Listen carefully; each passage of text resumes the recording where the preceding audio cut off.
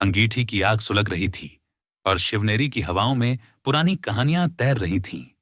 छोटा शिवाजी अपनी मां की छाया में बैठा था, आंखें चमक रही थीं। एक वृद्ध सैनिक धीरे से बोलने लगा, राजकुमार, सुनिए, ये कहानी बहुत पुरानी है। जब मेवाड़ की धरती पर संकट के बादल छाए हुए थे, दिल्ली का एक सुल्तान अपनी विशाल सेना लेकर चित्तौड़ के किले पर टूट पड़ा था। हजारों सैनिक, हाथियों की चिंगाड़ और तलवारों की चमक से आकाश भी कांप उठा। किले के भीतर डटे थे बाजीरावल, सिसोदिया वंश के वीर सेनापति। राजा और उनके योद्धा गिने चुने थे। किले की दीवारें टूटने लगी थीं और राशन समाप्त होने को था। दुश्मन ने संदेश भेजा, गर्दन झुका दो तो जान बचेगी। बाजीरावल मुस्कुराए, हम राजपूत हैं, गर्दन कटेगी पर झुकेगी नहीं। राजा ने अंतिम युद्ध की तैयारी का आदेश दिया, पर एक समस्या थी। किले का बाहरी दरवाजा क्षतिग्रस्त हो चुका था।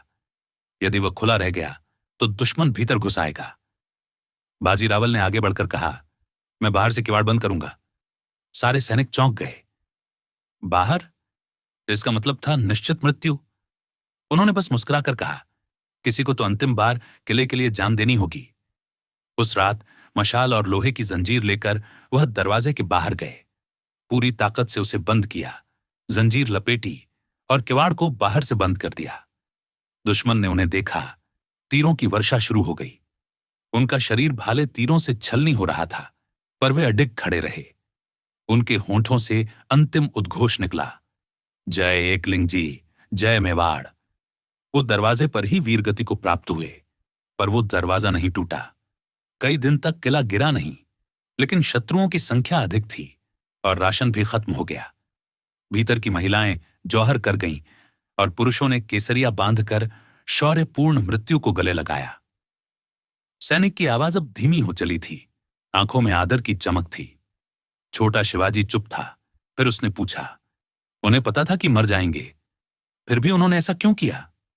सैनिक ने उसकी ओर देखा और कहा, क्योंकि राज्य के लिए मरना जीवन की सबसे बड़ी विजय होती है राजकुमार। मरता वही है जो डरता है, और जो धर्म और मातृभूमि के लिए खड़ा हो वह अमर होता है। उस रात जब आग बुझ चुकी थी और हवाएं शांत थीं, शिवाजी बिस्तर पर लेटा रहा। उसके मन में एक ही नाम गूंज रहा था, बाजीरावल। अब वह नाम एक कहानी नहीं, एक प्रतिज्ञा बन चुका था।